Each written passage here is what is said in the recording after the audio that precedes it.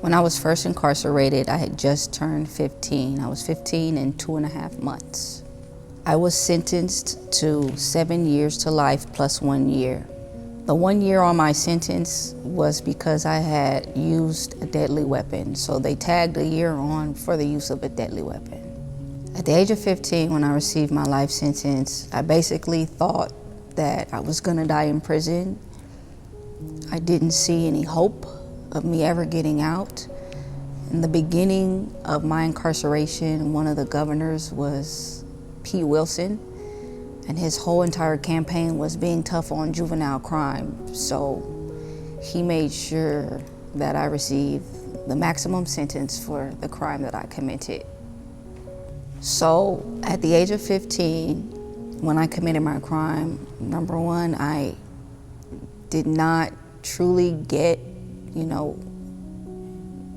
that the person was injured massively and that, death was a possibility. I had no real intentions on even harming that person. I was in a situation where it was either me help my co-defendants or I was gonna get harmed myself. So I chose to help my co-defendants.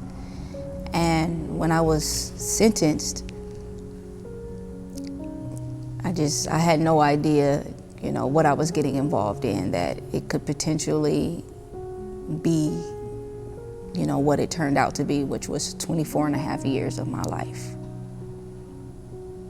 I was arrested December the 15th of 1996, and I was released from prison May 26th of 2021.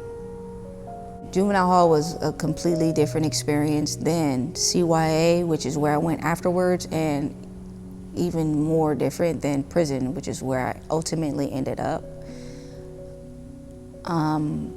The staff in juvenile hall were relatively friendly because we were all kids, and they knew we were kids that had made horrible mistakes and deserved second chances. None of them wanted to see me end up with the amount of time that I ended up with, which was 7 years to life plus 1 year. Same thing when I went to CYA.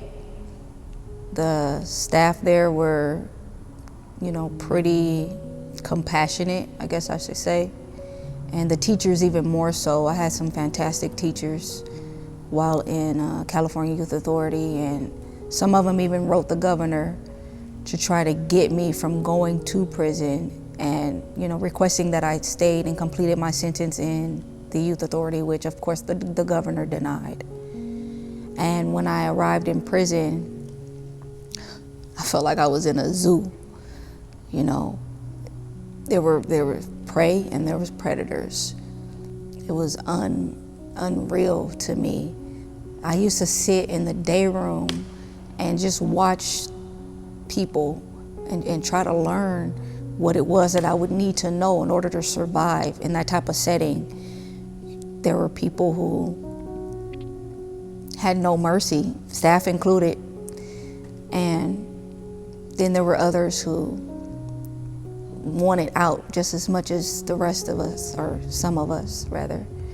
And we'd all get together and try to help each other, try to figure out what was needed in order to be granted parole.